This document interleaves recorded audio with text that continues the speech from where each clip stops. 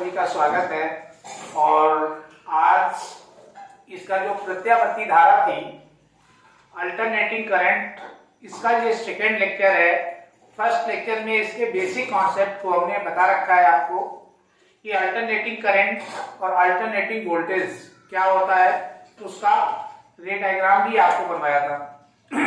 आज यहाँ पे हम लोग इसमें एक सबसे महत्वपूर्ण जो बोर्ड परीक्षाओं में आप कह सकते हैं कंपल्सरी रूप में पूछा जाता है, और उसका नाम है प्रत्यावर्ती धारा परिपथ। यानी कि जो अल्टरनेटिंग करंट सर्किट है, इसको इंग्लिश में अल्टरनेटिंग करंट सर्किट कहते हैं।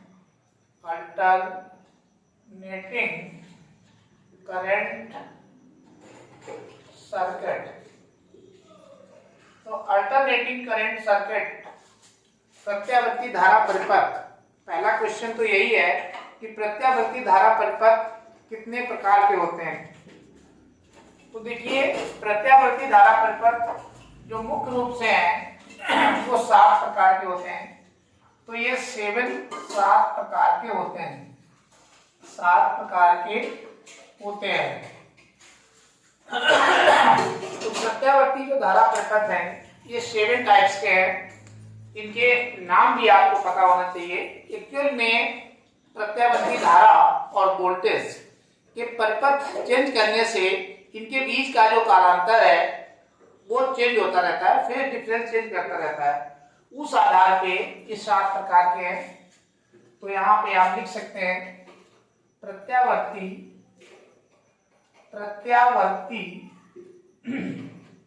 धारा आई तथा प्रत्यावर्ती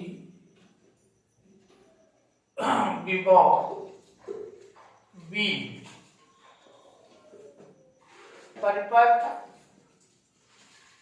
की प्रकृति के आधार पर इनके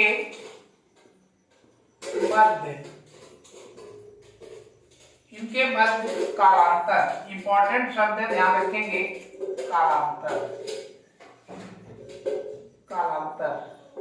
कालांतर को इंग्लिश में फेज डिफरेंस कहते हैं। फेज डिफरेंस, कालांतर को फाई से डिनोट करते हैं, और कालांतर इंग्लिश में इसको फेज डिफरेंस कहा जाता है। Phase difference.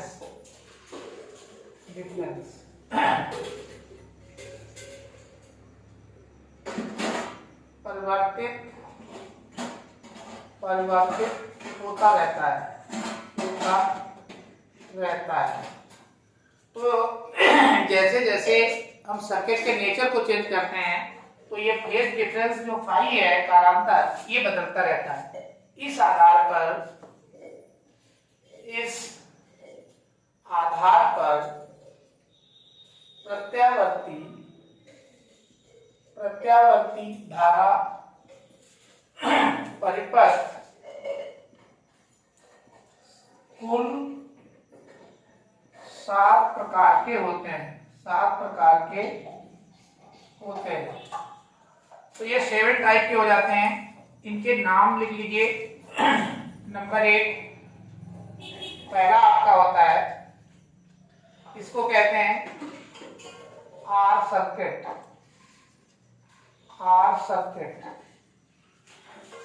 दूसरा इसमें है सी सर्किट। अभी इसकी फुल फॉर्म बताएंगे। तीसरा इसमें जो होता है वो एल सर्किट। और फोर्थ जो बनता है वो आपका एल आर सर्किट। फिफ्थ आपका जो होता है सी आर सर्किट। और इसका जो सिक्स्थ पार्ट आता है वो एलसी सर्किट। और 7th जब आपका आएगा वो सबसे बड़ा, सबसे महत्वपूर्ण है, इसलिए यहां से कंपलसरी क्वेश्चन आता है एलसीआर सर्किट। लेकिन ये LCR सर्किट आप तभी समझ पाएंगे जो ऊपर के सर्किट आपकी जानकारी में होंगे, क्योंकि ये सभी का निचोड़ इसमें है। तो जब ऊपर की चीजें क्लियर होंगी तभी आप इसको समझ पाएंगे। इसलिए ये ध्यान रखना है, सबसे इंपॉर्टेंट यही है। लेकिन ये ऊपर वालों पे बेस्ड है, इसलिए हमें कुल 7 टाइप के सर्किट की स्टडी करनी है। और ये 7 टाइप्स को अब इसमें हम 1 बाय 1 पढ़ेंगे। आर सर्किट का मतलब ये होता है कि जब केवल आर, कोई प्रत्यावर्ती धारा परिपथ में केवल प्रतिरोध आर लगाओ तो उस समय आर सर्किट की स्टडी करते हैं। ये सब 3 सिंगल है, ये सिंगल सर्किट के नाम से भी जाने जाते हैं, सिंगल सर्किट। तो सिंगल सर्किट को एक टर्म में पढ़ेंगे। उसके बाद ये इधर के जो है ये मोर देन 1 है, इनको दूसरी शिफ्ट में पढ़ेंगे। क्योंकि सिंगल सर्किट जो आर सर्किट, सी सर्किट और एल सर्किट है, इसका यूज इधर के चैप्टर में है। इसलिए सबसे पहले हम स्टार्ट करते हैं ऊपर से आर सर्किट। तो इसमें अब हम लोग एसी परिपथ जिसमें विशुद्ध प्रतिरोध आर हो, circuit containing only pure resistance R. तो एक ऐसा सर्किट जिसमें केवल रेजिस्टेंस आर लगा हो। अब आपको ये भी ध्यान रखना है कि इन सभी में हम लोग फाइंड आउट क्या करते हैं, ये आपके लिए बहुत जरूरी है, क्योंकि ये सब में काम आने वाला है। तो इसमें हम लोग सभी में क्या निकालते हैं, इसी को जो आप एसी परिपथ जिसमें विशुद्ध प्रतिरोध आर लगा हो, शॉर्टकट में इसी को हम आर सर्किट कहते हैं। तो यहाँ पे हम क्या क्या फाइंड करते हैं ये हमको नोट कर लीजिए। तो इसमें हम क्या फाइंड आउट करना रहता है हमें, ये जो 7 टाइप्स के हम सर्किट पढ़ेंगे, इन 7 टाइप में हमें क्या क्या निकालना पड़ेगा, वो चीजों की जानकारी आपको होनी चाहिए, तभी आप निकाल पाएंगे। तो नंबर 1, इसमें आप प्रतिरोध याद करते हैं, प्रतिरोध यानी कि रेजिस्टेंस। तो रेजिस्टेंस इसमें हम लोग फाइंड आउट करते हैं। उसके बाद में इसमें फेस डिफरेंस निकालते हैं, यानी कि कला आरेख बनाते हैं। कला आरेख, इसको फेस डायग्राम कहा जाता है। फेस डायग्राम, तो फेस डायग्राम हो गया। और तीसरी चीज इसमें हम लोग फेजर डायग्राम बनाते हैं। फेजर डायग्राम, तो फेजर डायग्राम भी इसका बनाना पड़ता है। आपसे सब अलग अलग स्टेप्स में पूछे जाते हैं। यहाँ से जो जो क्वेश्चन आते हैं वो हम आपको लिखे दे रहे हैं, इन सभी सर्किट से मिला के। उसके बाद में प्रतिघात, इसमें प्रतिघात निकालना पड़ेगा। प्रतिघात ये आपका रिएक्टेंस, और इसी में आपको प्रतिबाधा, जहां से डबल डबल सर्किट हो जाएंगे वहां पे प्रतिबाधा, इम्पीडेंस ये फाइंड आउट करते हैं। और एक आपको फेस डिफरेंस सबसे इंपॉर्टेंट है, फेस डिफरेंस।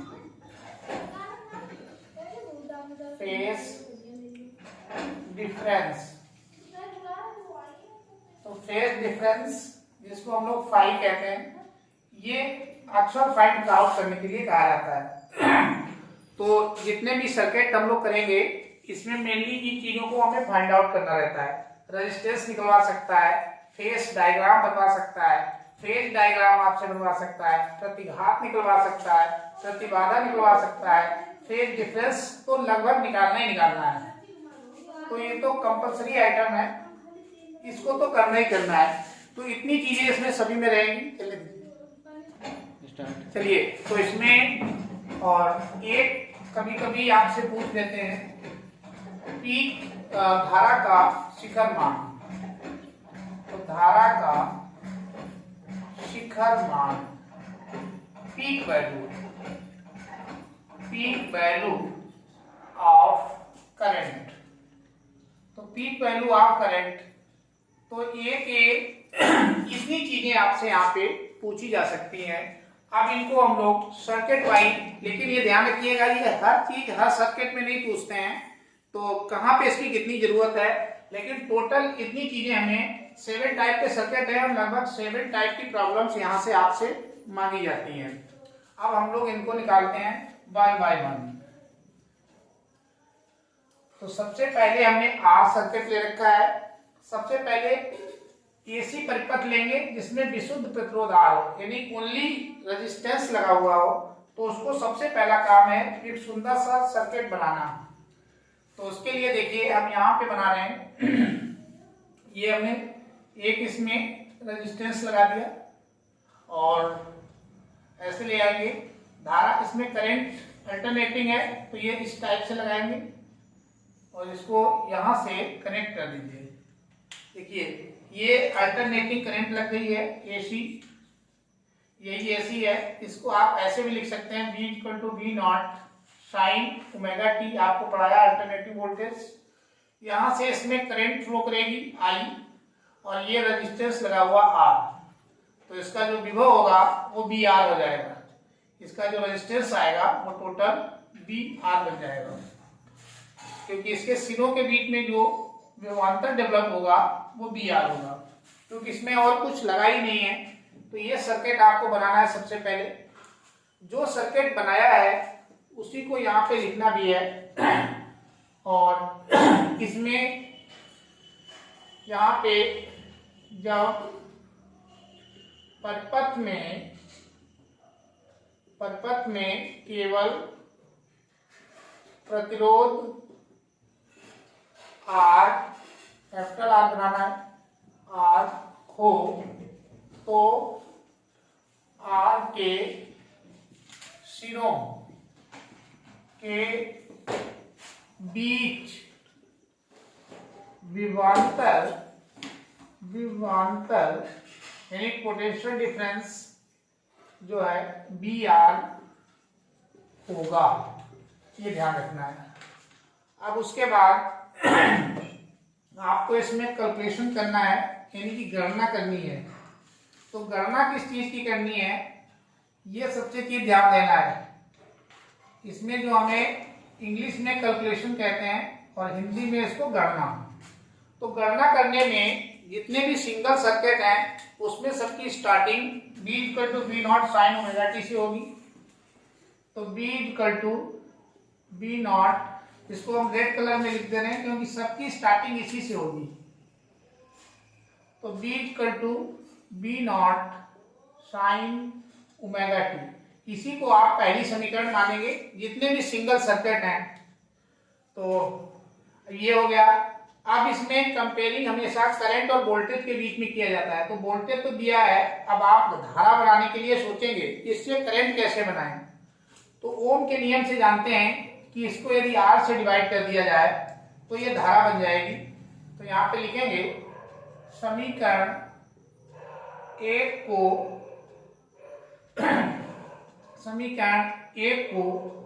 R से डिवाइड करने पर, तो इसको डिवाइड कर दीजिए R से, तो देखिए क्या बन जाएगा। तो B/R = V0/R और साइन ओमेगा टी, ये बन जाएगा। फिर उसके बाद में यहाँ पे ओम के नियम से आप जानते हैं, थोड़ा सा मेंशन कर देंगे ओम के नियम से। तो ओम के नियम से, तो ओम का नियम क्या कहता है, V = IR, यही होता है। अब यहाँ पे देखिए ये B/R जो R है, इसको R को इधर भेजोगे तो B/R ये हमेशा करंट को शो करेगा। तो ये आपकी करंट बन जाएगी I = और ये मैक्सिमम वोल्टेज है तो मैक्सिमम करंट बनेगी I0 साइन ओमेगा टी। देखिए निश्चित रूप से आपको यहाँ पे समझ में आ रहा होगा कि ये हमारा मेन वोल्टेज था, अल्टरनेटिंग वोल्टेज, और ये आ गई हमारी अल्टरनेटिंग करंट। समीकरण 2 अल्टरनेटिंग करंट को शो करती है। लेकिन यहाँ पे ये आपको ध्यान रहे कि ये जो आई नॉट है, इसे खासकर विशेष कर ध्यान रखना है कि जो आई नॉट है हमारा वो किसके बराबर है। तो जो आई नॉट है ये देखिए बी नॉट अपॉन आर के बराबर है, बी नॉट अपॉन आर के बराबर है। तो इसको आप यहां लिख देंगे ऐसे। उसके बाद ये समीकरण 2 हो गई। फिर इसके बाद क्या करना है, इस समीकरण 1 और 2 के बीच में हमें कुछ ग्राफ ड्रा करना है, यानी कि फेज डिफरेंस निकालना है। अब यहां पे लिखेंगे अगेन समीकरण 1 तथा 2 से फेज डिफरेंस का मतलब होता है कालांतर। अब हम यहां पे कालांतर ज्ञात करेंगे। कालांतर, कालांतर की इंग्लिश होती है फेज डिफरेंस। फेज डिफरेंस, तो इसको फेज डिफरेंस, और फेज डिफरेंस को फाई से डिनोट किया जाता है। तो ये आप ऐसे हेडिंग डाल सकते हैं, फेज डिफरेंस। सबसे पहले हम इसमें निकालने जा रहे हैं फेज डिफरेंस फाई। अब आपको ये जानकारी होनी चाहिए कि ये फेज डिफरेंस होता क्या है, तो उसके लिए थोड़ा सा मेंशन कर लीजिए। आई तथा बी, यानी कि प्रत्यावर्ती करंट तथा प्रत्यावर्ती वोल्टेज के कला के अंतर को फेज डिफरेंस कहते हैं। फेज डिफरेंस कहते हैं। और इसमें हमेशा करंट की कला को, मतलब आई की कला माइनस बी प्रत्यावर्ती विभवांतर की कला को माइनस करते हैं। तो ये अपना सूत्र अप्लाई होता है, ध्यान रखो। अब इसी में हम सीधे वैल्यू यहां पे लगा के आपको दिखा रहे हैं। तो आई की कला, कला देखिए क्या होती है। तो आई हमारी ये है, इसकी करंट में ये कला यहाँ पे मिलेगी। तो कला का मतलब इसका जो कोण होता है, एंगल, तो इसकी कला ये है ओमेगा टी। तो चलिए वैल्यू लगा दीजिए। तो यहाँ पे फाई बराबर ओमेगा टी माइनस, और वोल्टेज की कला भी ओमेगा टी है, माइनस ओमेगा टी। तो दोनों की कला की वैल्यू लगा दी हमने। अब इसमें क्या होगा, आगे बढ़ जाइए थोड़ा सा, और ओमेगा टी में से ओमेगा टी जाएगा तो फाई बराबर 0 हो जाएगा। तो फाई बराबर 0 हो गया, इसको आप बंद कर लेंगे। पहला रिजल्ट आप प्राप्त कर चुके हैं, यानी कि इसमें जो कला फेज डिफरेंस है वो 0 है। तो लिख दोगे तो सेम फेस में समान कला, समान कला, समान कला का मतलब सेम फेस। अब ये सेम फेस की कंडीशन कब डेवलप होती है, नीचे लिख देंगे। जब, यहां पे नोट डाल के लिख देंगे, जब परिपथ में, मोस्ट इंपॉर्टेंट है, परिपथ में केवल प्रतिरोध R हो तो प्रत्यावर्ती धारा I तथा प्रत्यावर्ती विभव या विभवांतर कर लीजिए B समान कला, सेम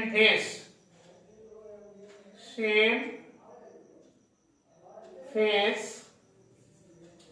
में होते हैं। ये आपका रिजल्ट आ गया। तो ये समान कला में है। अब इसके लिए आप एक सर्किट डायग्राम जमा करेंगे, कला आरेख बनाएंगे। सबसे पहले हमने कालांतर निकाला। अब दूसरे नंबर पे हम इसमें सेकेंड नंबर पे कला आरेख बनाएंगे, कला आरेख। और कला आरेख की जो इंग्लिश होती है वो होती है फेस डायग्राम। तो इसको नोट कर देंगे, फेस डायग्राम। इसमें सब चीज जाननी है क्योंकि बहुत मेन चैप्टर है फेस डायग्राम। तो फेस डायग्राम बनाएंगे इसका कला आरेख निकालने के बाद। देखिए ये आपका वाई अक्ष है, ये एक्स अक्ष है। एक्स अक्ष पे हम लोग करंट को लिया, तो यहाँ पे हमने करंट को दिखाया। अब हम देख रहे हैं कि वोल्टेज और उसके बीच में कोई फेज डिफरेंस नहीं है, अर्थात जो आपका वोल्टेज है बी, किसका, बी आर, ओमी प्रतिरोध वाला। तो ये वोल्टेज दोनों एक ही लाइन पे रहेंगे क्योंकि सेम फेस में है, इनके बीच में कोई कला में अंतर नहीं है। तो अर्थात ये सेम ही दिखाएंगे। ये आपका वाई अक्ष है और ये एक्स अक्ष है। एक्स अक्ष पे हमेशा कला करंट को लेते हैं। ये आपका एक्स अक्ष है, यहाँ पे लिख लीजिए एक्स अक्ष, एक्स एक्सिस, और ये वाई अक्ष, वाई एक्सिस। तो वाई अक्ष पे वोल्टेज ले लिया जाता है, लेकिन ये सेम फेस में, तो ये आपका कला आरेख हो गया। इसी को आप दूसरे तरीके से भी बना सकते हैं, चाहे तो इस फॉर्म में भी बना दिया जाता है। देखिए ऐसे ये लाइन खींच दी, यहाँ पे ऐसे दिखा दो, मान लो ये करंट चल रही है। अब इसी से वोल्टेज भी सेम फेस में है तो इसी के साथ रहेगा। जब ये मैक्सिमम होगा तो वोल्टेज भी मैक्सिमम हो जाएगा, जब ये मिनिमम होगा तो वोल्टेज भी मिनिमम हो जाएगा, ऐसे। तो ये ग्राफ जो है सेम, ये आपको वोल्टेज को दर्शा रहा है। इसका यहाँ पे पीक मान जहाँ पे उसका मैक्सिमम गया, इसका भी वहीं पे मैक्सिमम हुआ है। जहाँ पे इसका मिनिमम हुआ उसका भी मिनिमम हुआ है। तो चाहे ये वाला बना दो या ये, दोनों आपके सेम है। तो ये इसका कला आरेख हो गया। कला आरेख के बाद में इसमें एक फेजर डायग्राम भी आपको बनाना पड़ता है। तो इतनी सी जगह जो बची है इसमें मैं आपको ये हटा दे रहा हूँ, यहाँ पे हम आपको फेजर डायग्राम बना दे रहे हैं। तो तीसरे नंबर पे इसमें निकालना पड़ता है, तीसरे नंबर पे फेजर डायग्राम। जब ये कहा जाए जिस पॉइंट को तभी निकाला जाता है, हम तो यहाँ पे सारे निकाले दे रहे हैं, फेजर डायग्राम। तो फेजर डायग्राम में इसमें क्या करना रहता है, सीख लीजिए, सब में अप्लाई करना रहेगा। आप एक्स अक्ष पे ऐसे ये ले लिया। अब एक्स अक्ष से थोड़ा सा कोण बनाते हुए, ये तो इसको बड़ा कर ऐसे, थोड़ा सा कोण बनाते हुए ओमेगा टी, ये ओमेगा टी का कोण बनाते हुए आप ये खींचेंगे दूसरा। तो ये वोल्टेज कौन सा है, ओमी वोल्टेज है, तो बी आर। तो बी आर जहां पे होगा करंट भी उसी में है, तो दोनों सेम फेस में है। तो ये इसका फेजर डायग्राम हो जाएगा। ये आपका वाई अक्ष है, ये आपका एक्स अक्ष है। तो इस टाइप से, क्योंकि दोनों सेम फेस में, ओमेगा टी हमेशा एंगल लेके ही फेजर डायग्राम निकाला जाता है। इस तरीके से यहाँ पे आप देख रहे होंगे जो आर सर्किट होता है, इसमें तीन चीजें आपसे मेनली पूछी जाती हैं। नंबर एक कालांतर, फेज डिफरेंस।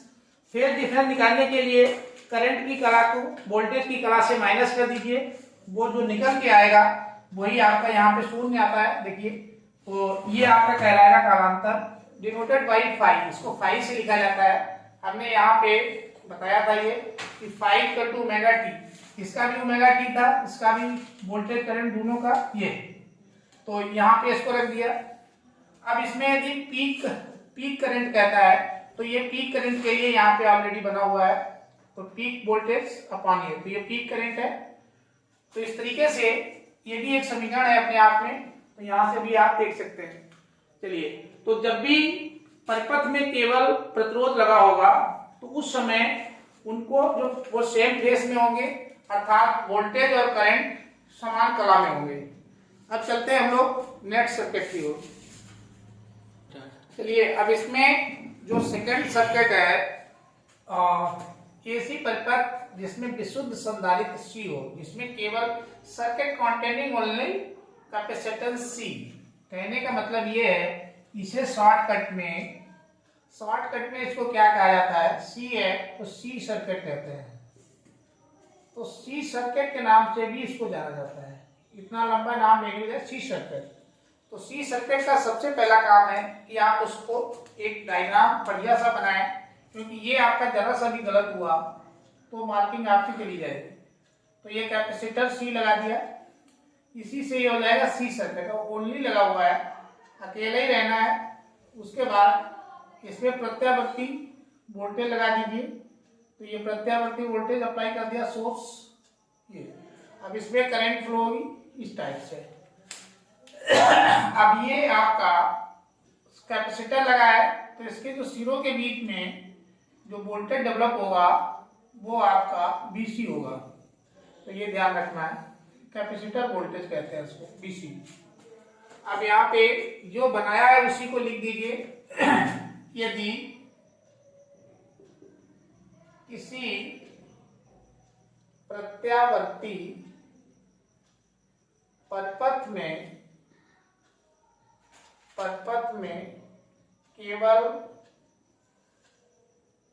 केवल संधारित्र सी हो तो सी के सिरों के बीच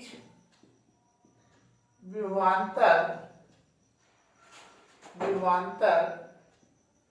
बीसी होगा। ये तो आपको लिख देना है। अब उसके बाद में इसकी गणना करनी है। तो कैलकुलेशन में गणना में विशेष ध्यान देना है। मैंने कहा है सिंगल सर्किट जितने भी हैं उनमें गणना हमेशा, ये जो वोल्टेज आपका एसी वोल्टेज लगा हुआ है ये V=V0 sin ओमेगा टी से ही शुरू करना है। तो यही से इसको स्टार्ट किया जाता है सिंगल सर्किट में। तो सबसे पहले समीकरण यही बनाएंगे, V=V0 sin ओमेगा टी, इसी को आप समीकरण 1 मान लीजिए। यही आपकी समीकरण नंबर 1 हो गई। अब दूसरा प्रयास आपको ये करना है कि प्रत्यावर्ती करंट है, इसको करंट में कन्वर्ट करना पड़ता है। तो आप इसको करंट में कन्वर्ट करने के लिए क्या करोगे, तो इसको निश्चित रूप से इससे करंट कैसे बनाओगे, तो एक चीज आपने पढ़ी होगी, यहाँ पे लिख सकते हैं वी नो दैट। इसके अंतर्गत आपने क्या सीखा है, तो यहाँ पे इसको Q=CB, ये आपने पीछे पहले से पढ़ रखा होगा। तो Q जो CB होता है, ये B वोल्टेज है, C कैपेसिटेंस है। तो Q=CB में Q जब आपको आवेश मालूम है तो उसको धारा बनाने में क्या दिक्कत है, इसको टाइम की रिस्पेक्ट में डिफरेंशिएट कर दीजिए। तो इसको हमने समीकरण 2 कह लिया।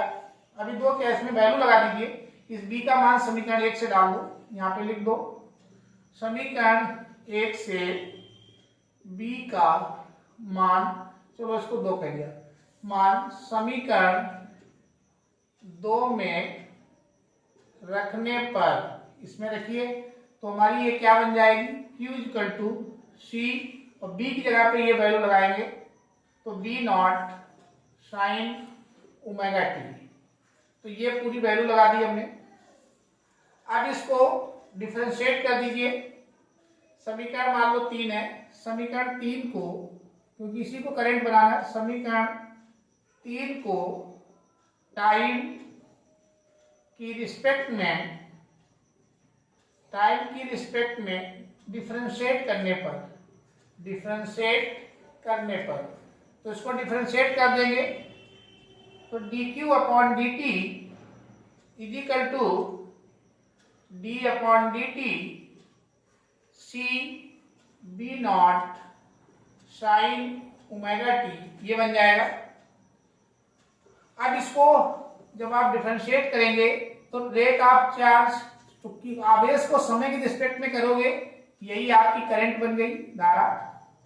और जो कांस्टेंट टर्म होते हैं वो बाहर हो जाते हैं, तो C बाहर हो गया, V0 बाहर हो गया, इसमें से एक ओमेगा बाहर निकलेगा डिफरेंशिएट करने पर, तो ओमेगा और साइन ओमेगा टी का डिफरेंशिएशन कास ओमेगा टी, क्योंकि यहाँ पे लिख दीजिए d/dt साइन ओमेगा टी बराबर होता है कास ओमेगा टी, और ये ओमेगा 1 बाहर जाएगा। तो ये वैल्यू इसमें लगा दी। अब इसमें cos ओमेगा टी आ गया। ये जो वैल्यू है, ध्यान देने वाली बात यही है कि ये जो वैल्यू है इसको आप यहाँ पे आई नॉट मान लीजिए, पीक वैल्यू। तो आई नॉट बराबर सी बी नॉट ओमेगा। ये बहुत इंपॉर्टेंट है, इसको ध्यान रखेंगे। तो ये वैल्यू यहाँ पे अप्लाई करेंगे तो हमारी करंट क्या बन जाएगी, I equal to I naught cos omega t. तो कास ओमेगा टी बन जाएगा।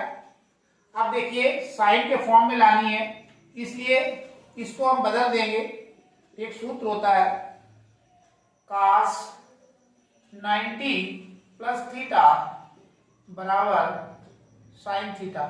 इसका अप्लाई करेंगे यहाँ पे तो ये हमारी चेंज हो जाएगी, I equal to I not. तो ये साइन का कास का साइन बन जाएगा, साइन, लेकिन कब, जब यहाँ पे 90 को कहा जाता है पाई बाई 2, तो चाहे 90 कहिए या पाई बाई 2 प्लस थीटा। तो साइन 90 प्लस थीटा बराबर कॉस थीटा होता है। तो थीटा की जगह पे ओमेगा टी। तो ये आपकी फाइनल एक समीकरण आ गई जो करंट के फॉर्म में 3 हो चुकी थी, ये चौथी समीकरण निकली। अब समीकरण 1 और 4 ये आपकी लीडिंग मेन समीकरण है।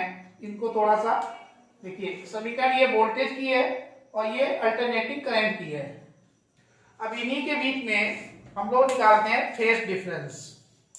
तो अब यहां पे लिखेंगे आगे कि समीकरण 1 और 4, चलिए यहीं से लिख देते हैं।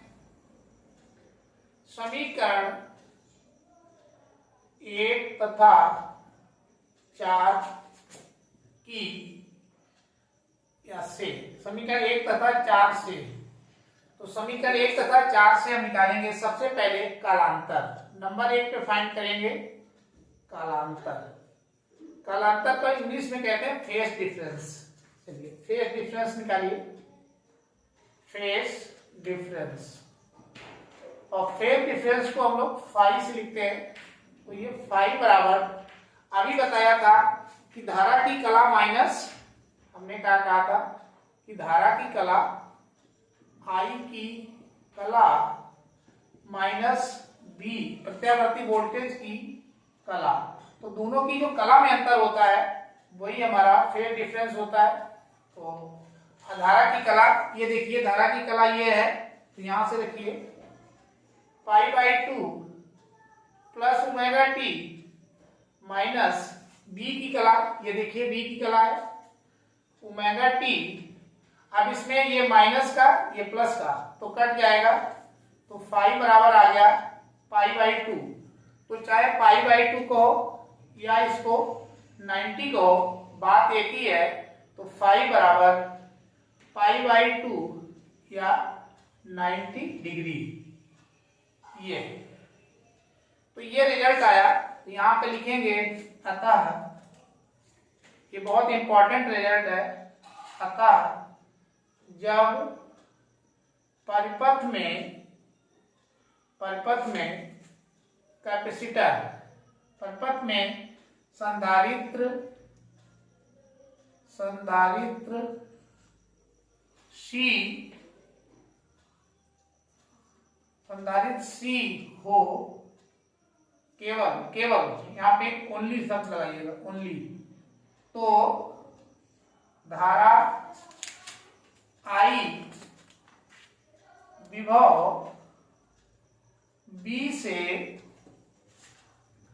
90 डिग्री अग्रगामी मतलब लीडिंग, तो लीडिंग होती है। तो धारा जो है वो वोल्टेज से आगे रहती है। तो ये हमारा रिजल्ट निकलता है। तो जब सर्किट में केवल कैपेसिटेंस सी होगा तो करंट जो होगी वोल्टेज से 90 डिग्री आगे रहेगी, ये आपको ध्यान रखना है। अब यहाँ पे इसका बना लीजिए फेज डायग्राम। तो चलिए यहाँ पे बताते हैं, इसका बनाते हैं फेज डायग्राम, यानी कि कला आरेख।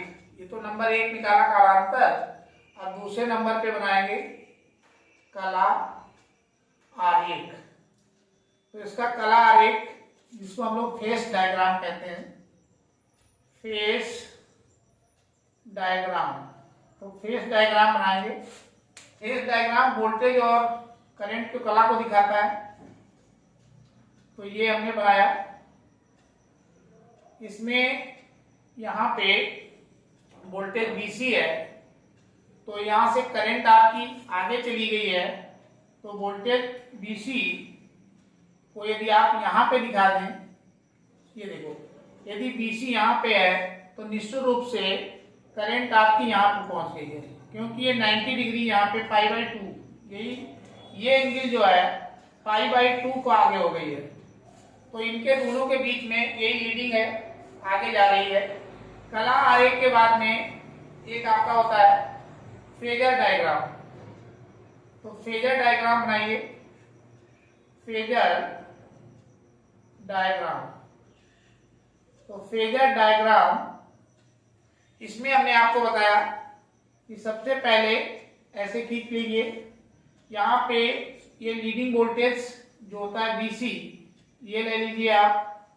अब इस BC से ये 90 डिग्री आगे है, तो ये आ जाएगी आपकी, क्योंकि यहाँ पे ये आपको ω/t लेना पड़ता है। फेजर डायग्राम की यही विशेषता है, ये ω/t लेना पड़ता है। तो ये यहाँ से यहाँ तक ये π/2 आपका और आ जाएगा, π/2। तो यहाँ देखिए π/2 प्लस ω/t, यहाँ तक मिलके π/2 प्लस ω/t ये आ जाएगा आपका, और ये करंट आपकी आगे चलेगी, रन करेगी। तो यहाँ पे ये करंट है, ये आपकी करंट है। तो ये इसका फेजर डायग्राम हो गया, ये इसका कला आरेख हो गया, इसका कालांतर हो गया। अब इसमें एक चीज और निकाली जाती है जो बहुत महत्वपूर्ण है, वो आपको निकलवा देते हैं। इसमें फोर्थ पार्ट, जो चौथा पार्ट है, वो निकालेंगे प्रतिघात। प्रतिघात, रिएक्टेंस। प्रतिघात को रिएक्टेंस बोलते हैं, और XC से लिखा जाएगा ये। अब इसको निकालने के लिए देखिए इस समीकरण का यूज किया जाता है, जो पीक वैल्यू ऑफ करंट थी। तो यहाँ पे चाहो तो लिख दो पीक वैल्यू ऑफ I। तो I की जो पीक वैल्यू है वो क्या होती है, यहाँ लिखा हुआ है। तो I0 = CB0 ओमेगा। अब इसमें B0, I0 को उधर भेज दीजिए, तो ये बटे में आ जाएंगे। तो ये देखिए I0 को हम उधर भेज रहे हैं, C और ओमेगा को इधर भेज रहे हैं, तो ये बटे में हो जाएंगे। C 1/C ओमेगा, और ये B0 के बटे में आ जाएगा I0। लेकिन इसको हम घुमा दे रहे हैं, इसको इधर लिख दे रहे हैं। कहने का मतलब B0/I0 = 1/C omega. Voltage upon current ohm के नियम से क्या होता है, यहाँ पे लिख दो ओम के नियम से। तो ओम के नियम से इसको प्रतिरोध कहा जाता है, लेकिन यहाँ पे इसको प्रतिघात कहते हैं। तो ये XC C की वजह से है, तो XC = 1/ωc। तो 1/ωc ये आपका एक फाइनल रिजल्ट आया। इसी में थोड़ा सा आप और बढ़ा सकते हैं। ओमेगा = होता है 2πf। यदि ये वैल्यू अप्लाई करेंगे तो ये क्वेश्चन फर्दर एक पार्ट में और बढ़ जाएगी, और उसे भी यहाँ पे नोट कर लीजिए। XC आपका प्रतिघात है, XC = 1/ωc = 1/2πf। जब फ्रीक्वेंसी के टर्म में पूछा जाए तब आपको ऐसे लिखना है। ये एक फाइनल रिजल्ट आया। अब इस तरीके से ये दूसरा सर्किट भी हमारा कंप्लीट होता है। अब चलते हैं नेक्स्ट सर्किट की ओर। अब हम लोग इसमें स्टार्ट करेंगे तीसरा सर्किट, जो थर्ड है इसमें सिंगल वाला AC सर्किट। AC प्रत्यावर्ती धारा परिपथ। AC प्रत्यावर्ती धारा परिपथ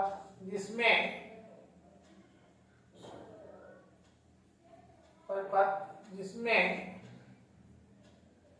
विशुद्ध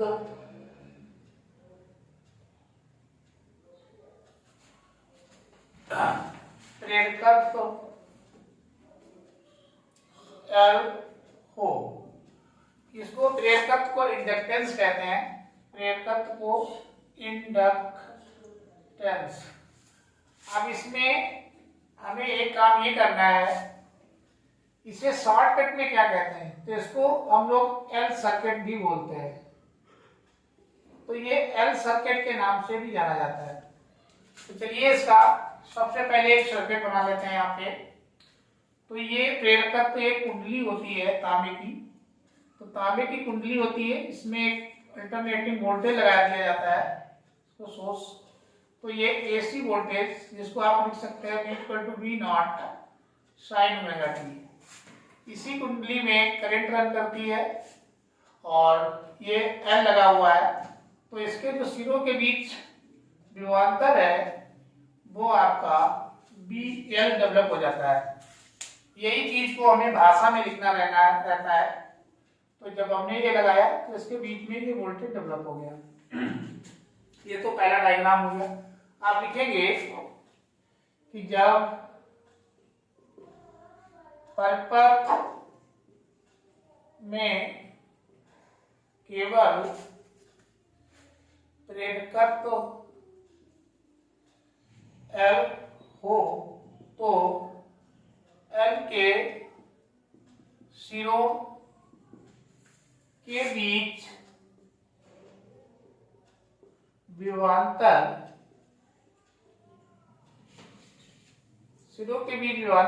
BL होगा। तो ये लिख दीजिए। उसके बाद इसमें आप गणना करेंगे, हेडिंग डालेंगे गणना। जो कैलकुलेशन करना है, हमने कहा सिंगल सर्किट में सबकी स्टार्टिंग उसी से है, V=V0 sin ओमेगा टी, सबकी स्टार्टिंग इसी से रहती है। अब इसमें हमें ऐसा समीकरण लेनी है जिससे हम करंट बना सके, तो इंडक्टेंस के फॉर्म में। तो एक फार्मूला आपने पढ़ा होगा, यहाँ पे लिख दीजिएगा। वी नो दैट, क्या पढ़ा होगा, ये आपने पढ़ रखा है पहले से, V=-L di/dt। तो यहीं से इसी का हम लोग प्रयोग करेंगे, इसी को यूज करेंगे। तो यहां से di निकालिए, तो di बराबर हो जाएगा V/L, नीचे आ जाएगा ये इसके L dt। अब ये समीकरण 2 मान लीजिए और समीकरण 1 से b का मान यहाँ रख दीजिए। यहाँ पे लिखेंगे समीकरण 1 से b का मान समीकरण 2 में रखने पर, यहाँ पे रख दीजिए इसमें। तो जैसे रखेंगे तो di b की जगह पे ये मान आ जाएगा, तो V0 sin omega t dt और अपॉन L, ये बन जाएगा। अब इसको इंटीग्रेट कर दीजिए, इंटीग्रेट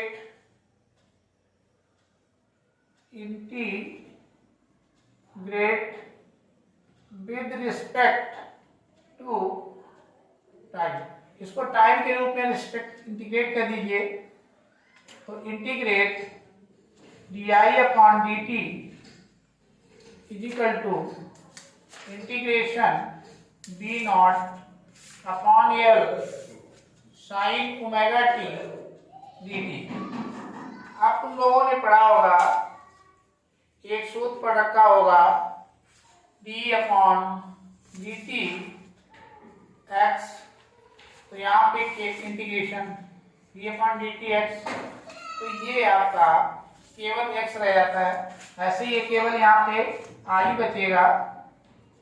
तो i ये कांस्टेंट टर्म बाहर हो जाएंगे, V0 बाहर हो जाएगा, L बाहर हो जाएगा, एक ओमेगा इससे नीचे निकलेगा तो वो बाहर हो जाएगा यहाँ से, और हो जाएगा साइन का हो जाएगा cos ओमेगा टी।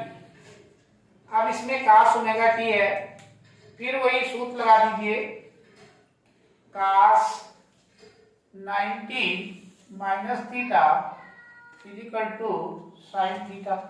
ये वैल्यू आप जैसे लगाएंगे तो आई बराबर B naught upon L omega sine, यहां से यूज करें 90 को पाई बाई 2 भी लिख सकते हैं, पाई बाई 2 माइनस ओमेगा 2, ये थीटा है आपका, ये आ जाएगा। और ये आपकी समीकरण 1 थी, मेन 2 ये हो गई थी, तो इसको आप 3 कह लीजिए, तो ये 3 हो गई। अब समीकरण 1 और 3 की मदद से फेस डिफरेंस निकाल लीजिए कला। तो यहां पे लिखेंगे समीकरण 1 तथा ये हमारी 3 है, 3 की मदद से क्या निकालेंगे, फेस डिफरेंस निकालेंगे। Phase difference, phase difference, phase difference को हम लोग फाई कहते हैं। तो सबसे पहले फाई फाइंड करेंगे। तो फाई इसमें करंट की कला, तो करंट की कला क्या है, ये है, तो पाई by 2 minus omega t minus voltage की कला ओमेगा टी है, ओमेगा टी, तो इसको काटिए, ये एक चिन्ह इसमें ऑलरेडी माइनस होता है, तो एक मिनट, बाहर इसके माइनस चल रहा था, कहां गया ये, तो ये माइनस इसको चेंज करेगा, तो ये माइनस ये प्लस हो जाएगा। अब ये कट जाएंगे, तो फाई बराबर हमारा आ जाएगा माइनस का पाई बाई 2, तो माइनस का पाई बाई 2 का है, या इसको 90 डिग्री का है, ये हमारा एक समीकरण प्राप्त होता है जो फेज डिफरेंस है। इसके मतलब जब परिपथ में एल इंडक्टेंस डाला जाता है तो करंट वोल्टेज से माइनस बता रहा है, माइनस चिन्ह यहाँ पे मेंशन कर रहा है कि करंट वोल्टेज से पीछे हो जाती है, तो यहाँ पे लिख लीजिए, अतः जब परिपथ में केवल एल हो, एल मतलब प्रेरकत्व हो, तो धारा आई विभव बी से 90 डिग्री पश्चगामी, पश्चगामी मतलब पीछे रहती है, पश्चगामी होती है, तो ये उससे होती है, लेगिंग होती है।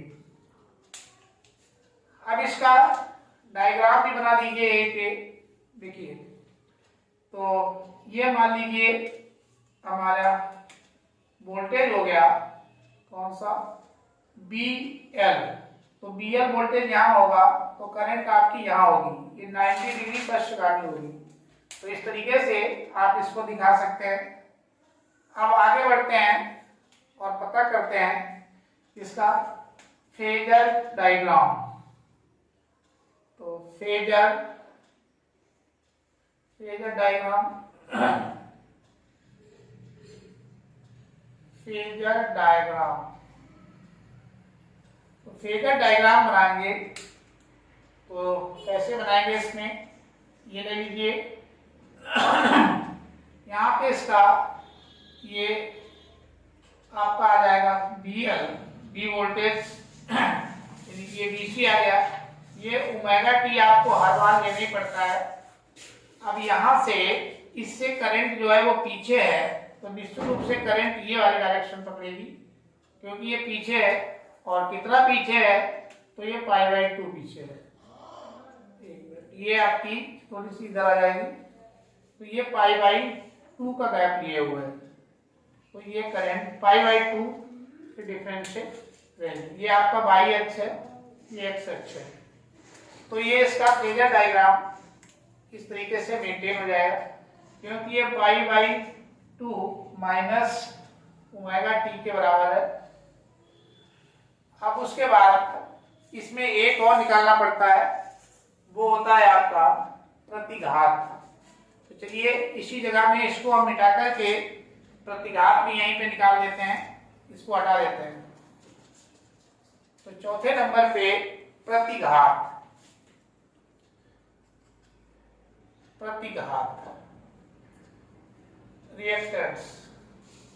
रिएक्टेंट्स निकालेंगे और ये प्रेरकत्व प्रतिघात होगा, इंडक्टेंस रिएक्टेंस। तो यहाँ पे इसको निकालने के लिए एक वैल्यू आपने यहाँ पे जो मानी थी, ये देखिए, ये जो आई नॉट में कन्वर्ट कर दिया था, कहाँ गया, आई इक्वल टू ये, एक मिनट, ये समीकरण छूटी हुई है, इसको थोड़ा सा आगे और बढ़ा देते।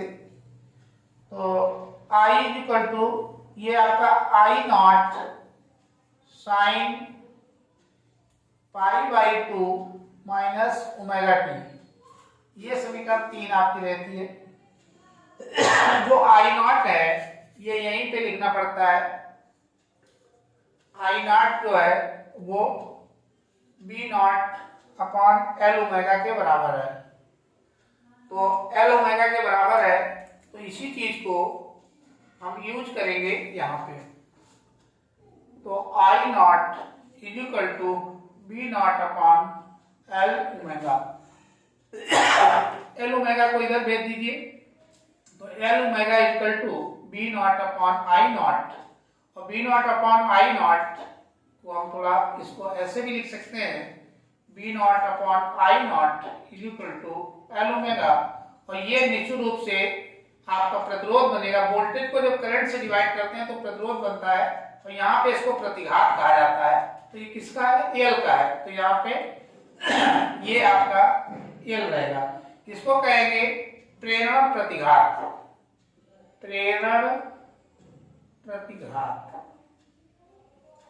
Inductance reactance.